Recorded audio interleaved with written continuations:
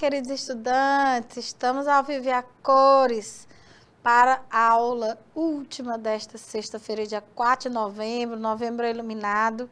Desejo a todos vocês, queridos estudantes, que seja um novembro de muito êxito, especialmente aqueles que vão fazer a prova Enem, coisa boa.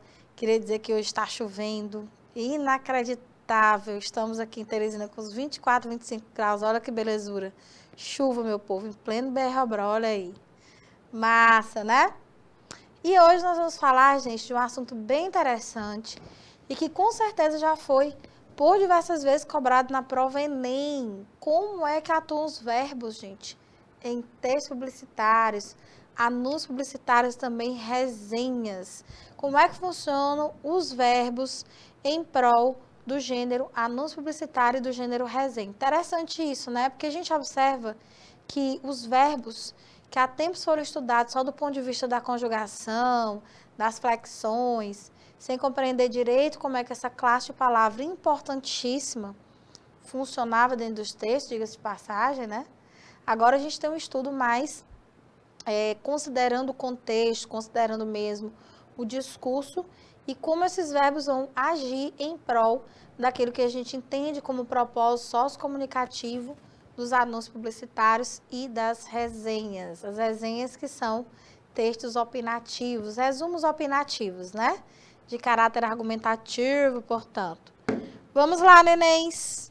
A gente já sabe porque estudou muito, mas vale a pena reforçar e vale a pena mostrar como é que isso ocorre, que em campanhas publicitárias, principalmente, o modo imperativo, ele é uma forma de você convencer o outro, né? Para ser mais específica ainda, de persuadir, já que as campanhas publicitárias no geral, um cartaz, um panfleto, tá? Um folder, uma publicidade como outdoor ou uma publicidade indoor, elas sempre vão atuar no sentido mesmo de buscar no outro uma mudança de atitude, uma mudança de comportamento, fazer com que ele altere a sua opinião, com que ele receba um comando. Então, é muito forte isso aí em anúncios publicitários, né? Textos publicitários, gêneros publicitários em geral. Então, a gente sabe que a mídia faz uso muito forte de verbos no modo imperativo, ou, se não flexionados diretamente na formação do imperativo, pelo menos em formas verbais que também nos tragam essa noção, como, por exemplo, o uso dos verbos no infinitivo, algumas formas que, no indicativo, por exemplo, podem sugerir uma ordem, uma mudança de comportamento. Se eu fosse você, eu trataria de fazer a coleta seletiva. Eu trataria. É um futuro do pretérito, mas o contexto funcionando aí como um elemento de chamada de atenção, de tentativa de mudança de comportamento no outro. E nas resenhas, de um modo em geral, porque as resenhas, por serem textos opinativos, elas podem conter formas verbais que podem estimular ou desestimular o leitor sobre o objeto cultural. Normalmente as resenhas se aplicam a objetos culturais, uma produção cinematográfica, um filme, uma série, tá? Uma produção literária, um livro, uma produção teatral. Normalmente as resenhas se voltam para o campo das artes, né? Em geral, tá bom? Então vamos estudar como é que se comportam os verbos aí nesses contextos, percebendo como é que eles vão fazer acontecer no projeto da argumentação nas resenhas e também nas campanhas publicitárias. Óbvio que campanhas publicitárias argumentam sim, gente. Argumentam no sentido de que essas campanhas, elas buscam convencer, persuadir o interlocutor a mudança de comportamento, tá bom? Por exemplo, aqui eu estou de frente com a paredinha do estúdio, parede que separa aqui, o estúdio onde a gente dá aula e o local onde ficam os nossos diretores de imagem, mais que demais colaboradores. Estou vendo ali, ó, 10 dicas para manter a voz saudável.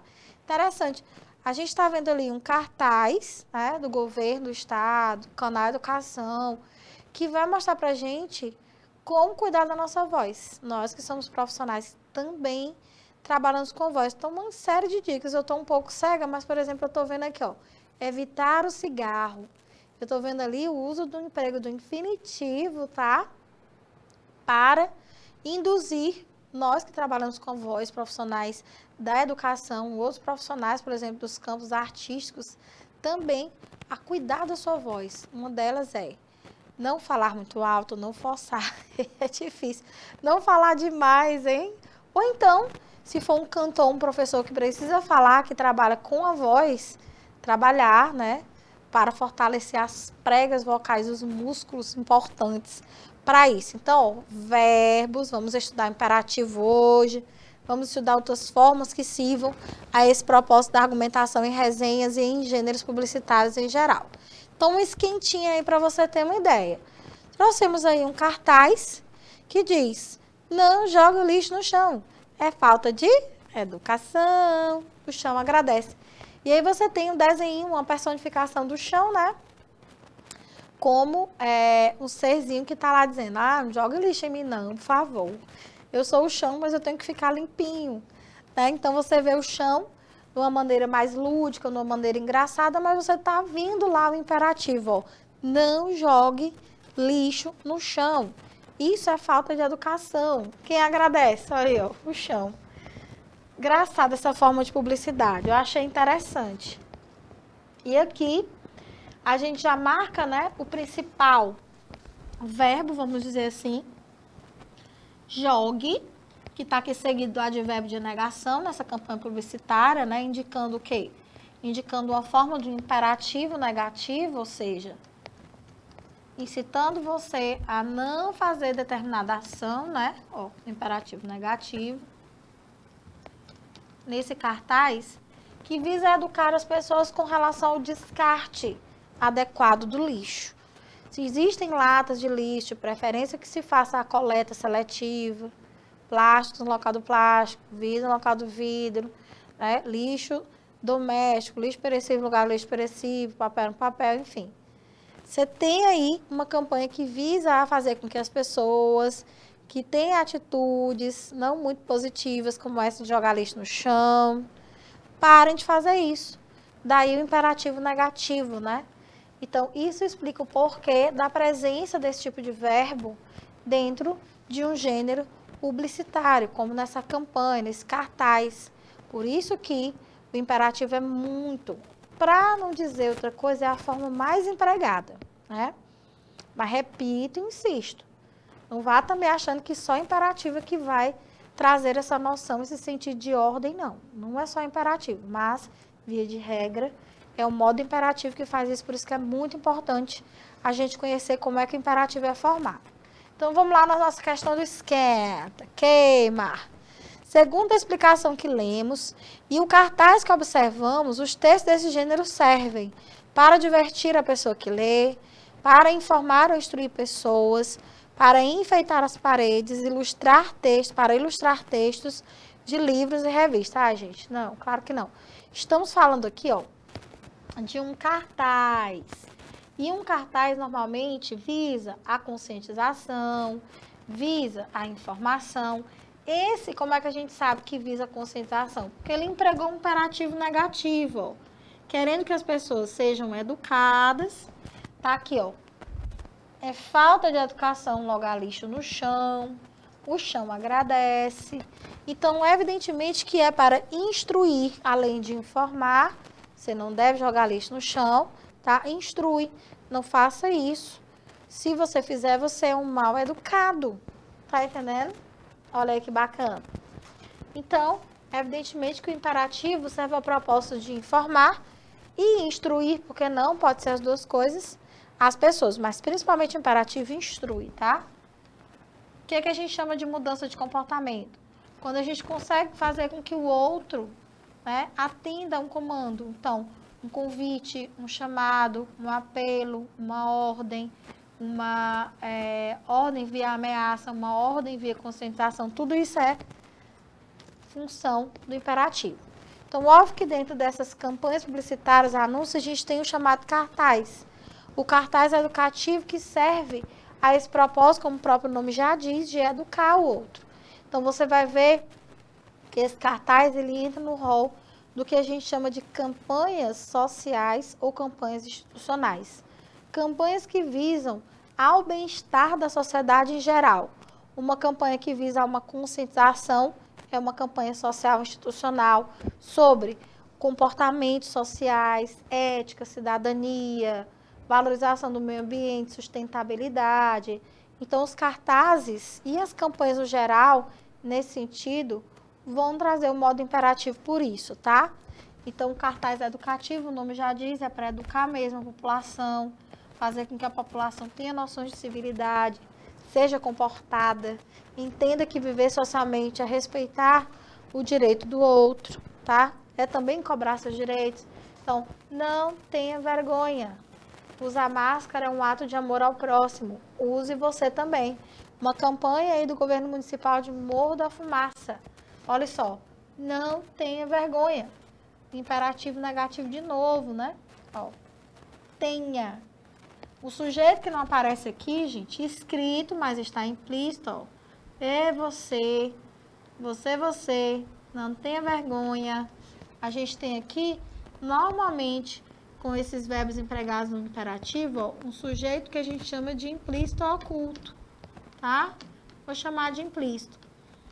Que é um sujeito que, apesar de não estar escrito nem ser falado, ele pode ser facilmente recuperado pela desinência do verbo, por isso que ele também pode ser chamado de desinencial. Então, aqui a gente tem, o imperativo tem, ó, flexionado na terceira pessoa do singular. E o pronome de tratamento, a forma de tratamento que vai acompanhar, tá? Essa flexão é o pronome você. Por isso que a gente tem isso aí como sujeito. Aí vem um texto mais explicativo. Não tenha vergonha, pois usar máscara é um ato de amor ao próximo. Aí vem o imperativo aqui afirmativo, ó, use você também. Aqui já está expresso o sujeito, né? O mesmo sujeito que estava lá em cima. Então, olha aí que interessante, né? Você tem o imperativo, você tem uma explicação do porquê. Não tenha vergonha, pois se proteger é também proteger o outro. E aí você tem dois imperativos. Imperativo, negativo. E aqui outra forma do imperativo, que é o imperativo afirmativo. Só são esses dois? Somente. A gente não tem, vamos dizer assim, mais nuances como a gente vê nos outros tempos, nos outros modos verbais, o modo subjuntivo, o modo indicativo, tá? Imperativo é um modo verbal, com certeza, mas só tem duas formas, a forma afirmativa e a forma negativa, tá, queridos estudantes? Então, tá aí, ó, os cartazes educativos são aqueles que têm como principal intuito passar informações mais simples a um público-alvo, normalmente mais jovem. Os cartazes têm pouca informação, poucas palavras, né? E trazem muito mais em destaque as formas não verbais, como você vê a imagem das pessoas, todas elas com máscara, né? E tem esse propósito mesmo de incentivar, de induzir o outro. São muito comuns os cartazes em ambientes escolares, né? As instituições acadêmicas, escolares em geral, o cartaz é bem forte. Então, ele serve como um mecanismo aí de sugestão, de indução para um público-alvo jovem. Chove, não só. Olha aí, ó. Aqui a gente vê uma campanha nacional gratuita em diabetes, de detecção, orientação, educação e prevenção das complicações. Você vê um cartaz muito mais informativo aqui, né? Principais sintomas: sede intensa, fome intensa, pressão arterial alta, familiares com diabetes, ou seja, histórico aí familiar, né? Piora da visão, cansaço e desânimo, urinar muitas vezes em grande quantidade, é um sintoma também de diabetes, cicatrização difícil, infecções na pele, impotência sexual, perda de peso ou obesidade. Aí uma campanha que traz informações sobre sintomas de diabetes. Então, quem cria um cartaz de campanha educativa? Em geral, quem tem esse propósito em relação ao público-alvo. Pode ser uma instituição, como uma escola, uma universidade, uma prefeitura, o governo federal. Tem várias entidades que podem, uma ONG, né, criar um cartaz. Então, para que se criam cartazes de campanha educativa? O nome já diz. É quase uma pergunta já respondida.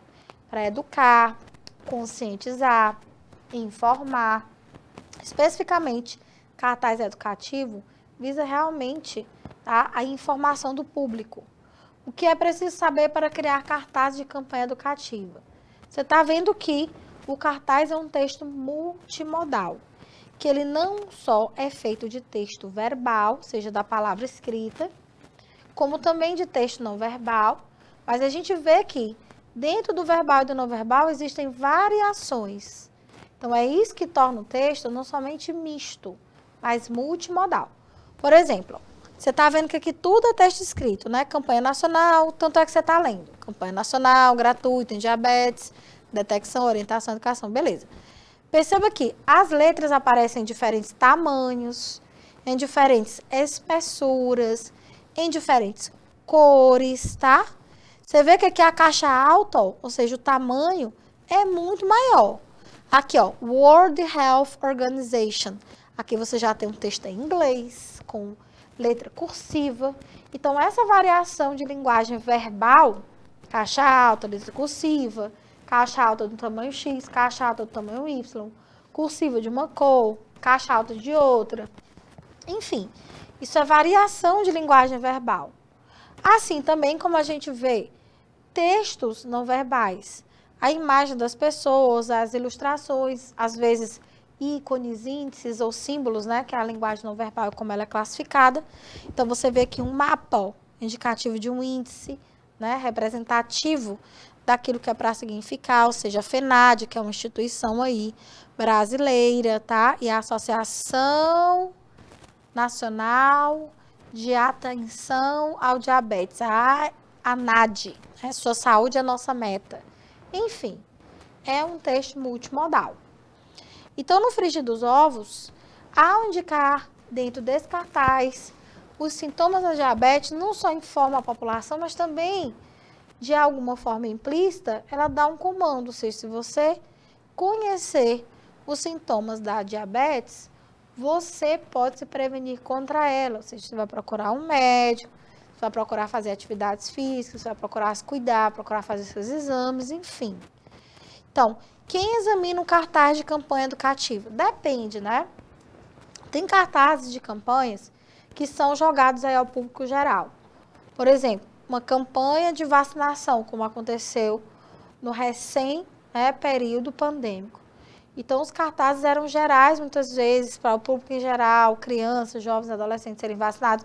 Muitas vezes foi por etapas de público, primeiramente os idosos e grupos de risco e tal. Depois vieram as pessoas de não sei quantos anos para não sei quantos anos. Enfim, depende. Numa escola, quem é o público-alvo do cartaz? O aluno, né? O alunado, tá? Então, para que examina um cartaz de campanha educativa? Saber o que é que o cartaz quer. Na hora que eu vi o cartaz aqui, esticado no estúdio do canal, eu já passei por... É o terceiro estúdio que eu estou entrando hoje, todos eles têm. Achei interessante. É uma campanha aqui do Canal Educação, em parceria com o governo do estado, com a SEDUC, para que os profissionais da voz, nós cuidamos da nossa vozinha, né? Então, tem uma série de comandos ali. Tomar bastante líquido. Então, eu olhei o cartaz porque me interessa. Eu trabalho com a minha voz e eu preciso me informar e saber o que eu devo fazer, olha. Atitudes, comportamentos, isso tem a ver com imperativo muitas vezes, né? E o que é preciso saber para examinar cartaz de campanha educativa? Reconhecer os elementos de que são constituídos esse gênero, né? O que vai ter dentro do gênero. Já trabalhei alguns com vocês, elementos verbais, não verbais. As palavras, elas são mais reduzidas, ele é muito mais comunicativo através das imagens. Não estou dizendo que as imagens são mais importantes que o texto verbal, nada disso. Um complementa o outro. Mas você percebe que é muito mais imagem, cores, formas, do que propriamente texto verbal. O texto verbal, ele é condensado, ele é bem pouco, ele tem que ser, por isso, muito eficiente, né? Que é fazer com que o outro leia o suficiente para aí constituir os efeitos de sentido junto à parte não verbal. Placas educativas no trânsito, ó. Um outro gênero que, com certeza, vai trazer em modo imperativo. Eu extrapolei até um campo publicitário, vamos dizer assim. Se bem que, de certa forma, uma placa de trânsito não deixa de ser uma publicidade, né? Ela é exposta a um público-alvo específico, que são os motoristas, os pedestres, aqueles que vão ali circular nas vias, né, coletivas. Então, no trânsito, as placas educativas têm a função de educar os usuários da via quanto ao seu comportamento adequado e seguro. Então, você vai ver, por esse propósito de educar, com certeza comandos. E comandos, em geral, são dados no modo imperativo. Podem conter mensagens que reforcem normas gerais de circulação, alertas de perigo ou mesmo indicar distância e serviços como postos e restaurantes, hotéis.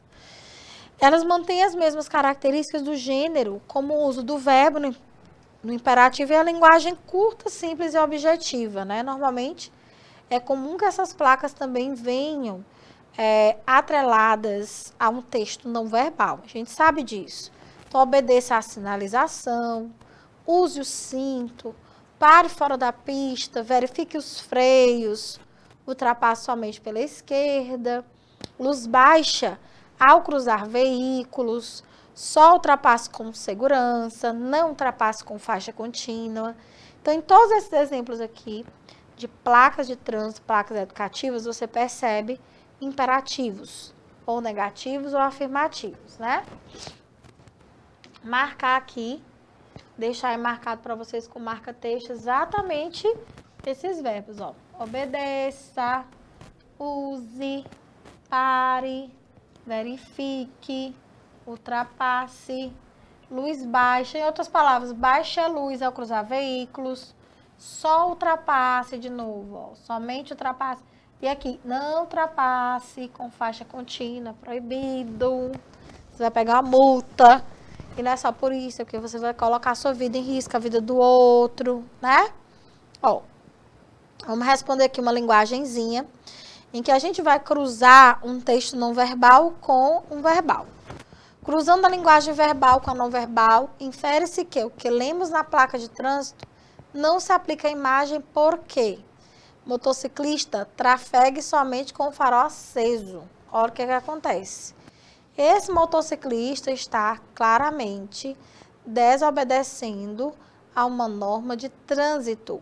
Se a norma de trânsito diz os motociclistas nestas vias devem utilizar o farol aceso, o que é que esse motociclista fez, hein? Motociclista danadinho. E o céu atrás dele ainda está nublado, que dificulta ainda mais a visibilidade. Então, a regra só serve para quem circula à noite? A regra só é aplicada em estradas e rodovias? A regra serve apenas para o perímetro urbano? Ou o motociclista está infringindo uma regra de trânsito? Ó, a placa é bem direta, gente. Motociclista, trafegue, somente. Olha a palavra de restrição junto ao verbo imperativo, nenê. Te liga, nenê. Olha só. Trafegue. O comando, ó, somente, aí tem essa palavra de restrição, apenas com o farol aceso. Aqui não diz que é de dia, aqui não diz que é de noite. Então, independente do momento do dia, à noite nem se fala, né? Ele tem que acender os faróis, é uma norma. De manhã, de tarde, noite, madrugada, a regra serve para quem circula o tempo todo. Portanto, se eu comparo a norma que está lá em cima, nessa placa, nesse texto, com o que eu estou vendo na imagem, eu estou vendo que se trata de um motociclista infrator. Ele está desobedecendo a lei. Ou seja, o comando não foi atendido. Se a polícia estiver lá, ele vai pegar no mínimo uma multinha. Letra D de dedinhos danadinhos é a nossa resposta. Olha aí. Vai pegar multinha porque está colocando a vida dele em risco e a vida dos outros, né? Placas educativas para o meio ambiente. O gênero placa, eu particularmente gosto muito desse gênero, porque a gente vê que as placas, elas são facilmente colocáveis em diversos ambientes, no trabalho, na escola, nas ruas, e são textos simples e que trazem mensagens de maneira bem clara, bem direta, com poucas palavras, que informam e também comandam rapidamente, né? Então, no meio ambiente, por exemplo, você vai visitar um bosque, você vai visitar uma área preservada, olha o que é que você pode ver. O meio ambiente, não pise na grama. Inclusive, a gente vê desvios relacionados ao registro formal, né? Segundo os papas da gramática, pisar é um verbo transitivo direto, era para ser não pise a grama, né? Mas tudo bem. Jogue o lixo no lixo. Uma mensagem clara. Olha o tanto de imperativos que vocês estão vendo aí. Ó. Jogue o lixo no lixo. Não polua nossos rios e lagos, ou seja, educando as pessoas. Evite queimadas, não jogue cigarros acesos. Ajude a natureza, plante uma árvore. Respeite a vida, não cause poluição. De novo, você vê que os imperativos são muito fortes, né? Dessas campanhas publicitárias de um modo em geral. Então, a gente vê como o imperativo é mais recorrente do que se pensa, né? O negativo, o advérbio não, o afirmativo. Jogue o lixo. O negativo, de novo, ó, não polua nossos rios e lagos. Ajude a natureza. Plante uma árvore. Ó. Você tem 2 aqui encadeados. Evite queimadas. Não jogue cigarros acesos. Ó, aqui é como se ele dissesse em outras palavras. Evite queimadas. Uma forma de fazer isso. Não jogue cigarros acesos. Melhor, não fume. Se você não fumar, aí você não joga. E se você for fumante e não tiver jeito, não jogue. Respeite a vida. Não cause poluição. Ó. E a gente vê uma outra coisa interessante. Eu coloquei vários exemplos aqui para vocês. Placas de trânsito, cartazes, placas no meio ambiente. E vocês perceberam que é recorrente o uso do imperativo na terceira pessoa. Quer dizer, é recorrente que, ao usar o modo imperativo, você deixa implícito o tratamento com você, né? E, às vezes, você vem acompanhado de um vocativo. Mamãe, papai, não deixe de vacinar o seu filho. Isso é vocativo, tá, gente? Não é sujeito. Veja que o verbo vai lá para a terceira pessoa. Não deixe de vacinar seu filho. Ou seja, não deixe você ou até vocês. Então, normalmente, a flexão aqui dos imperativos, tá? Negativos ou afirmativos, ocorre em terceira pessoa. Do singular ou do plural. Principalmente do singular, né? Olha aí, todos eles. Então, a gente já vê essas marcas mais recorrentes. Bom, vamos lá. Semana da Água, vamos praticar a consciência? 16 a 22 de março. O cartaz está ruim, mas eu peguei um foco dele aqui, que diz o seguinte, ó, banho rápido. Tenha banhos rápidos e economize água e energia. Ou seja, se seu chuveiro é elétrico, você mora numa região mais fria, cuidado. Tenha banhos rápidos. Economize, ó, 2 verbos no modo imperativo, afirmativo. Novamente, o uso da terceira pessoa tá forte aqui, ó. Conscientização por meio da educação. Ó, terceira pessoa do singular. A forma aqui vai ser novamente, ó, você. Então, a mensagem que esse quadro do cartaz quer passar é: não demorar no banho, tomar banho longo, lavar a cabeça no banho, proibido tomar banho. Óbvio que, se é semana da água, praticar a consciência é semana de preservar a água, de não estragar, de não usar mais do que o necessário. Portanto, evidentemente que é para não demorar no banho. Não tem porquê. Vai tomar o banho, desliga a torneira quando for passar o sabonete, vai escovar o dente, desliga a torneira quando estiver escovando. Tem gente que deixa lá, tchau. Deixa, um dia ela vai te fazer muita falta. Lembra disso, né? Já está fazendo falta para muita gente em vários locais do planeta. Então, é uma forma de conscientizar por meio da educação, tá? Olha aí. Não demorar no banho, evidentemente, né? Show de bola. Bom, vamos falar um pouco agora, gente, sobre os modos verbais. Os modos verbais em si, eles vão demonstrar, por meio dos verbos, aquilo que o emissor quer em relação ao interlocutor. Então, em geral, se eu quero transparecer para você, querido estudante, uma ideia de afirmação, de certeza, eu quero demonstrar para você uma postura de segurança, então eu vou afirmar ou vou negar com veemência, eu vou usar, em geral, o modo indicativo. Então, só para você ter uma noção preliminar, os modos verbais, eles estão associados a atitude do falante, ou seja, do emissor, em relação àquilo que ele quer transparecer para o interlocutor no momento da fala, ou da enunciação, como queira, né? Pode ser escrita também. No fala é genericamente falando, tá? Então, eu posso indicar, via de regra, certeza, eu posso indicar dúvida, um desejo, posso também passar uma noção de ordem, um comando para o meu público-alvo. Então, o que define o modo verbal é justamente a nossa intenção enquanto enunciadores com relação ao que queremos passar para os nossos ouvintes, para os nossos espectadores, vamos dizer assim. Então, a relação mesmo entre locutor e interlocutor, o que define o modo. Depende daquilo que eu quero dizer, tá? Então, veja aí, ó. Os modos, portanto, expressam a intenção do emissor no momento da enunciação, ou seja, no momento que se estabelece o processo comunicativo. Se eu quero passar uma realidade, algo concreto, afirmando ou negando, eu uso o indicativo. Se, por outro lado, eu quero passar a ideia de dúvida, incerteza, insegurança, ou mesmo expressar um desejo, eu vou utilizar o modo subjuntivo. Porque, no meu ponto de vista, eu vou encarar essa ação como uma possibilidade, um desejo, algo que é hipotético. Se eu quero estabelecer no meu interlocutor uma mudança de comportamento, quero dar para ele uma ordem, um conselho, fazer um convite, um chamado, em geral eu vou usar o modo imperativo, tá? Então, é isso que os modos verbais significam, não tem nada a ver com aquela decoreba boba, né?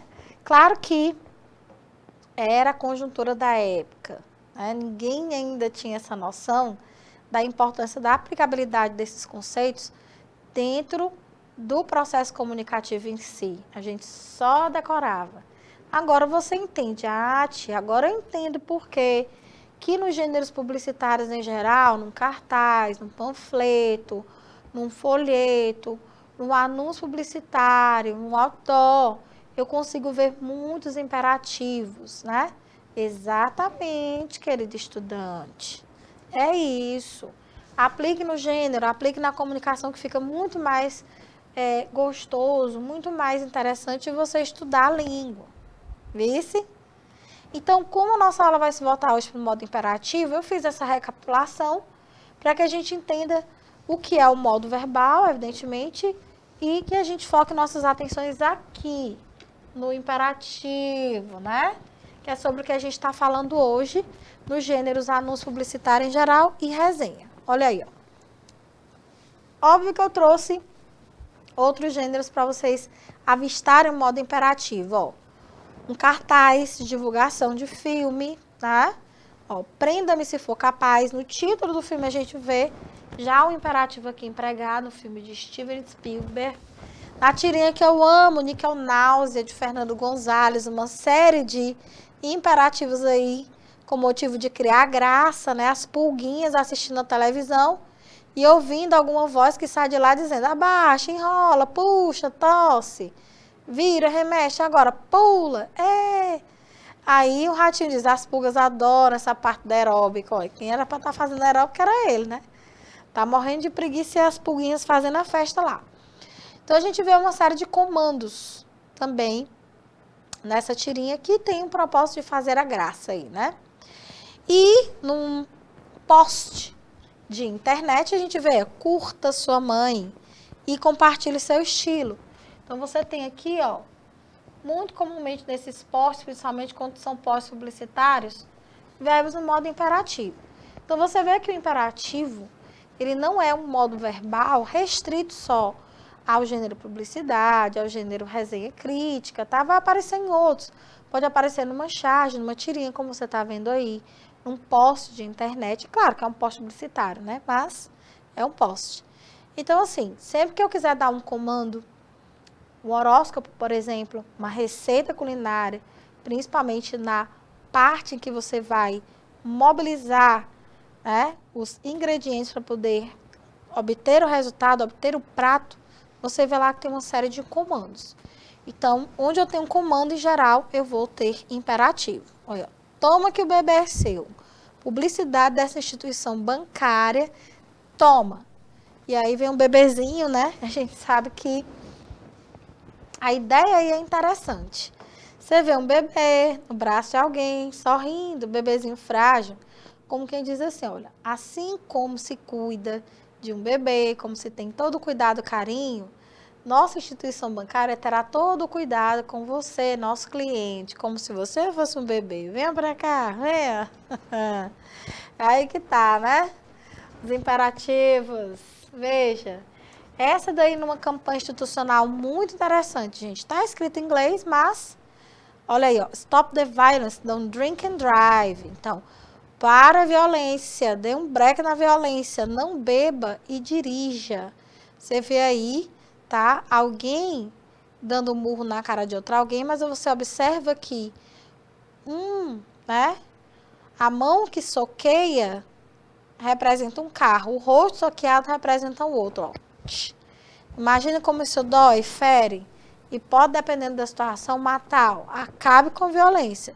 Stop the violence. Não beba e dirija.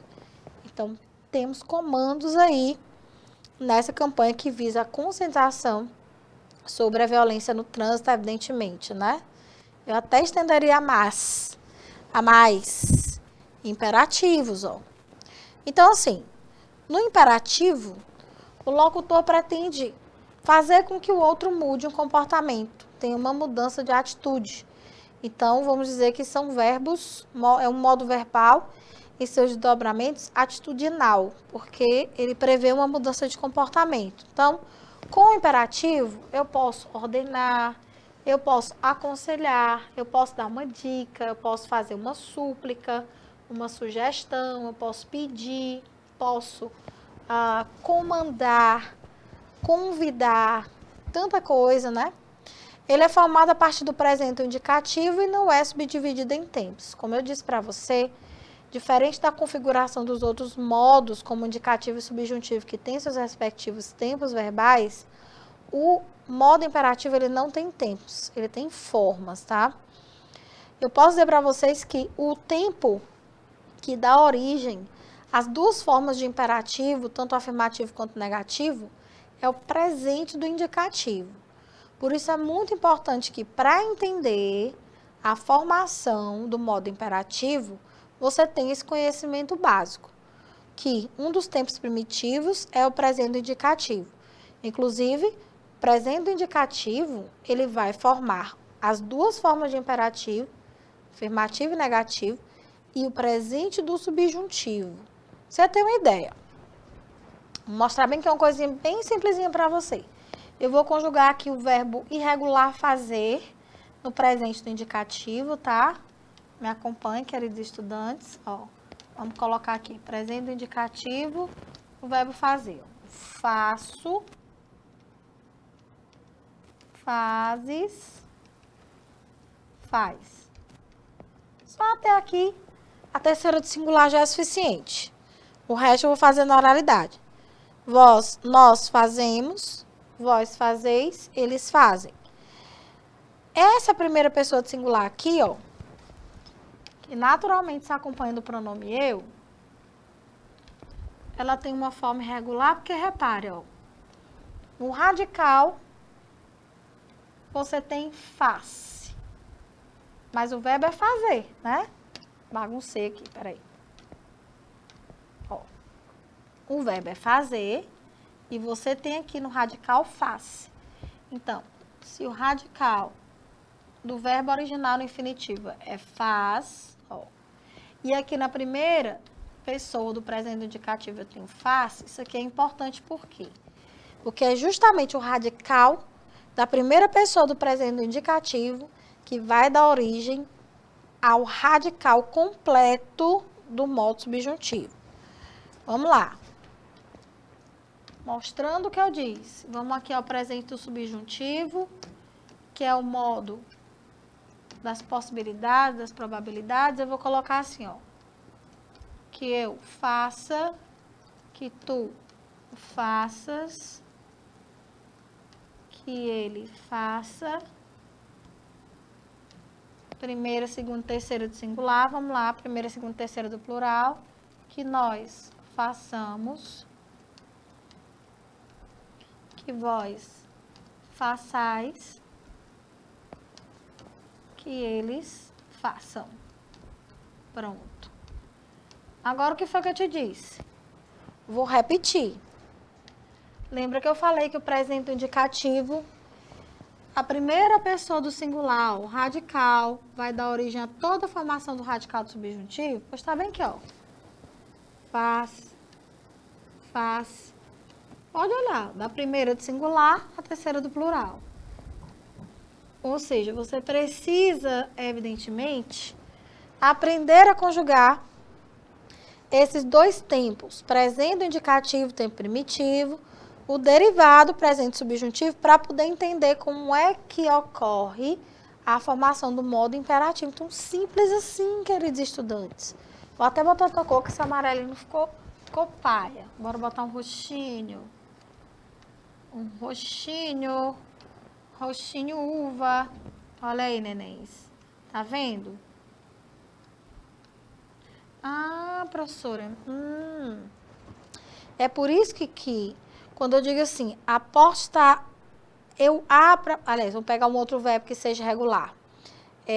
Eu trago as marmitas. O outro vai dizer no subjuntivo que eu traga. Exato, ó, que eu traga, que tu tragas, que ele traga, que nós tragamos, que vós tragais, que eles tragam. Esse vós é demais, né? A gente sempre estranha o vós, porque a gente praticamente não conjuga, né? Então, é isso. Perceba isso aí. Então, nos exemplos, ó, coma tudo, não faça isso. Olha aí, imperativo negativo. Não faça isso e leia com atenção. Então, veja aqui. É fundamental para você poder entender como é que o imperativo se forma, tanto o afirmativo quanto o negativo, entender dessas conjugações. Então, basicamente, está aqui, ó, dizendo, do imperativo afirmativo, a gente vai tirar as segundas pessoas, tu e vós, do presente indicativo, mas com um detalhe. Essas formas verbais, elas vêm sem parte da desinência número pessoal, ou seja, elas vêm sem o S, tá? Que naturalmente aparece nelas. Aí, as demais pessoas, terceira do singular, primeiro e terceiro do plural, vem lá do presente do subjuntivo, beleza? Mestre, né, narrado? Beijo, querido. Presente do subjuntivo, olha aí. Então, assim, é básico, isso aí. Claro, a gente não vai fazer o comparativo com o registro informal, porque no registro informal a gente fica menos preocupado com as regras da gramática normativa e ok. Mas quando a situação exigir de você um maior grau de formalidade, observe que você precisa dominar como é que as formas do imperativo devem ser moldadas para atender o registro padrão. Então, é simples, tá? O imperativo negativo, tranquilo, ele vai ser todo orientado pela formação do radical do presente do subjuntivo. Claro, não esqueça de que, para que ele de fato seja negativo, ou seja, ele expresse uma ordem, uma sub com pedido de maneira negativa, ele precisa estar acompanhado de uma palavra, seja pronome ou advérbio, que dê essa ideia de negação. Nunca, jamais, tá? Ninguém faça, nenhuma pessoa tome, por exemplo. Tá bom? Vamos lá. Olha aí, ó. Mostrando aqui a formação do imperativo nessa imagenzinha bacana, tá? Só um detalhe, ó. Onde você tem aqui as terceiras pessoas, você vai eliminar esse pronome reto, ame ele, que isso não é imperativo, não. Você vai trocar o reto pela forma de tratamento. Você, aqui na terceira do singular, e vocês, aqui na terceira do plural, tá? Detalhe. Tanto na forma afirmativa quanto na forma negativa. Troque o reto ele por você, aqui na do singular, terceira do singular, e aqui, ó, por vocês. Veja que vocês dizem, espero que eles amem, isso não é imperativo, isso não é ordem. Amem uns aos outros, como J. Cristo ordenou. Amem uns aos outros. Isso sim é ordem. Então, amem vocês uns aos outros. Entenderam? Então, cuidado com isso aí. Veja que aí no quadro nós temos aqui, à esquerda, presente do indicativo. Na última coluna direita, imperativo negativo, tá? Penúltima coluna aqui à minha direita, ó, presente do subjuntivo. Antepenúltimo, imperativo afirmativo. O que foi que eu fiz? Coloquei o tempo primitivo aqui na primeira coluna, não. Presente do indicativo.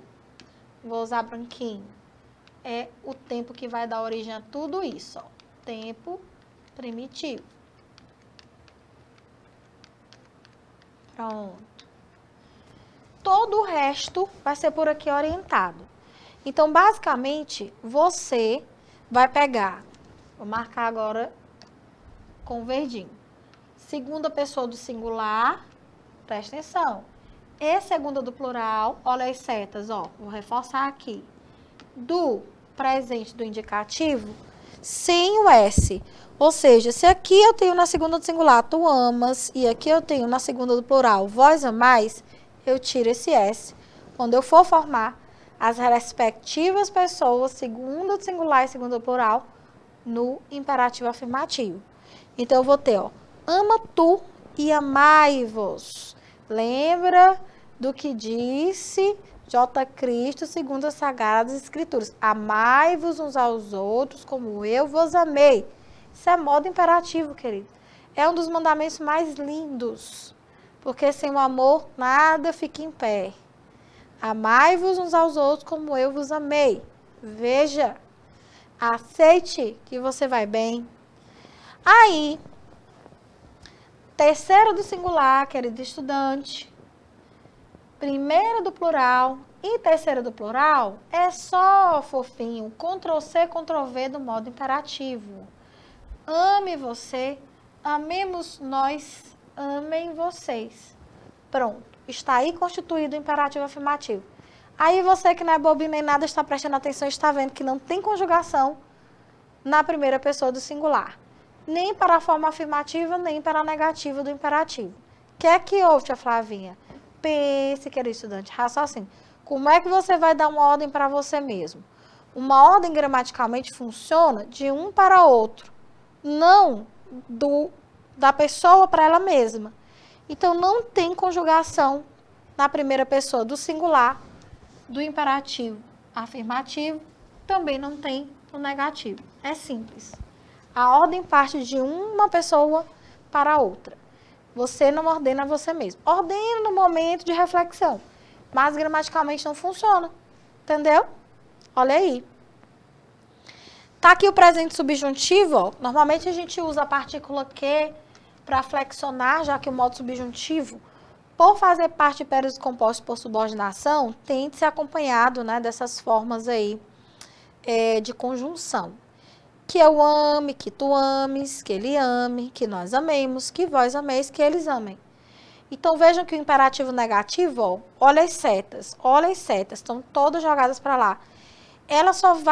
Você só vai copiar e colar da segunda do singular até a terceira do plural e acrescer a palavra de negação, já que é uma forma negativa. Então, você pode colocar um não, aqui você pode colocar um jamais, você pode colocar um nunca. Olha aí, ó, nunca. Qualquer palavra que, de alguma forma, expresse negação. Então, não ames tu, ó, repare, ó, Ctrl+C, Ctrl+V. Não ame você. Não amemos nós. Não ameis vós. Não amem vocês. Olha aí. Tá vendo? Não ame e não será amado. É simples. Então, vemos aqui como é que o imperativo dentro da linguagem formal, dentro do que exige o registro padrão, deve ser formado. E atenção, porque em geral, quanto mais, vamos dizer assim, seriedade, objetividade for exigida no gênero, maior o grau de formalidade, tá? Então, cuidado com cartazes que estão expostos ao público-alvo em geral. Não é que você tenha que complicar a linguagem, mas em geral você vai ter uma linguagem mais formal. Quando é para um público-alvo mais jovem, sim, a gente pode ter uma linguagem mais próxima da informalidade, uma linguagem mais, tá, relaxada, vamos dizer assim. Então, essa é a ordem para a formação do imperativo. Tem exceção com relação a essa lógica aqui? Tem, gente. Tem porque a gente tem uma coisa dentro dos verbos que a gente chama de comportamentos desses verbos de acordo com a conjugação. Os verbos, eles podem ter o seu radical alterado e muito ou não, dependendo, né, de critérios como pessoa, né, primeira, segunda, terceira, conjugação, enfim. Então, por isso a gente tem verbos regulares, irregulares, abundantes, efetivos. Vamos falar que a exceção é um dos verbos chamados de anômalos, o verbo ser, tá? Vou apagar essas anotações, porque tudo está bem bonitinho. É porque eu gosto de escrever, de dar aula assim, escrevendo. E vou mostrar para vocês o que é excepcionalidade, nesse caso, dessa logística de formação do imperativo. Olha, fique atento. Eu vou conjugar aqui, de ladinho, o verbo ser, tá? Vou usar uma canetinha vermelha, que eu acredito que fique melhor para você visualizar. Ó, verbo ser. Sou, és, é, somos, sois e são. Pronto. Está aí o presente indicativo do verbo ser. Vamos lá para o presente do modo das dúvidas, das possibilidades. Aqui nós vamos ter seja, que eu seja, que tu sejas, que ele, você, no caso, né? Seja, nós sejamos, vós sejais. Professora, o seja menos. Ah, mas aí é não padrão, né? Sejam. Pronto, olha aí. Com relação ao imperativo negativo do verbo ser, gente, não tem mistério. A lógica vai ser a mesma. Então, ó, não sejas tu, não seja você, não sejamos nós, não sejais vós, não sejam vocês. Pronto. Agora, bem aqui, no afirmativo que a gente sabe que a gente iria tirar o S da segunda do singular tu e da segunda do plural vós, tá? Tirar esse S. Veja se você conseguiria expressar o imperativo com é tu e com sou e vós. Sou e vós. Olha só. Isso se deve ao fato de o verbo ser anômalo, ou seja, o radical dele se altera demais à medida que ele vai sendo conjugado. É só você olhar. Sou, és, somos, sois, são. É muita alteração. Então, esses verbos que têm muita mudança no radical ao longo da conjugação são chamados de verbos anômalos, dois clássicos da língua portuguesa, ser e ir. Isso não acontece com o verbo ir, mas acontece com o ser, essa excepcionalidade, tá? Então, eu vou apagar aqui e vou mostrar para você como é que vai ficar segundo o registro padrão. Ó, tá aqui. Vamos usar aqui, em caráter excepcional, na segunda do singular, para o verbo ser, imperativo afirmativo, se tu, olha só. E vamos usar na segunda do plural, sede vós. Olha aí. Então, essa é a exceção. Nós não vamos seguir, como no modelo normal, essa conjugação, especialmente no imperativo afirmativo do verbo ser, segunda pessoa do singular e segunda pessoa do plural, tá? Então, aqui nós vamos ter a exata conjugação desse verbo no imperativo afirmativo segundo o registro padrão. Se tu, seja você, sejamos nós, sede vós, sejam vocês. Essa é a conjugação do imperativo afirmativo, ó. Seja você, o verbo ser. Sejamos nós, já tá aqui o sede, né? Sejam vocês. Pronto. É isso, né? Então, é só lembrar deste ser e deste sede benditos. Se tu como as palmeiras ao vento, envergai, mas não quebrais. Ou não quebreis. Olha aí. Bonita frase, né? Topperson. Então, tá aí o modo imperativo, onde você vai aplicar com base nos seus propósitos comunicativos, evidentemente, porque a língua não funciona sem aplicabilidade. Então, você já sabe para que serve o imperativo e a funcionalidade, gente, dele é muito grande. Vejam que nunca vão faltar questões que trabalhem na prova Enem ou nos vestibulares que têm um modelo mais próximo do Enem, ou mesmo o vestibular tradicional, questões que abordam o imperativo, porque ele é um modo muito importante, né? Muito importante mesmo. Algumas observações aqui que eu falei para vocês, né? Terceira pessoa do singular e do plural não se usam as formas pronominais ele, ela, eles, elas, porque isso não é ordem. Você vai substituir pelas formas de tratamento você e vocês, tá? Terceira do singular e terceira do plural, respectivamente. Não há um tempo exato no imperativo. A gente só semanticamente associa o imperativo a um futuro, já que você dá uma ordem agora para que daqui a pouco ela aconteça ou até não, né? Então, tem gente que associa o presente, aliás, o imperativo ao futuro. Ele não marca tempo, é só forma. Forma afirmativa, forma negativa, tá? Tem gente que também vai enxergar dentro dele a temporalidade, tá? Quando Jesus Cristo disse, amai-vos uns aos outros como eu vos amei, isso é para ser o tempo todo, ou seja, atemporal, entende? Tudo, evidentemente, vai depender do contexto, tá? Informações aí importantes. Ó o Calvin aí na tirinha. Mãe! Ei, mãe! Gritando. E a mãe dele disse, para de berrar, Calvin. Desculpem. Se quiser dizer algo, vem até a sala. Bom, ele tentou, né? Pisou no cocô do cachorro e entrou dentro da casa que a mãe tinha, pelo visto, né? Limpado. Oh, Jesus. Mostrando aí pra você que em outros gêneros que não só os anúncios publicitários, mas também tirinhas, charges, cartoons, né? Textos verbais. Um artigo de opinião, por exemplo, pode ter verbos no imperativo. Uma resenha, como a gente vai perceber aqui também, ó. Dentro pode ocorrer. Normalmente, como a resenha, um texto informativo, aliás, argumentativo informativo, porque ela informa, mas com o propósito de convencer, né? Você pode ter, sim, lá dentro, imperativos.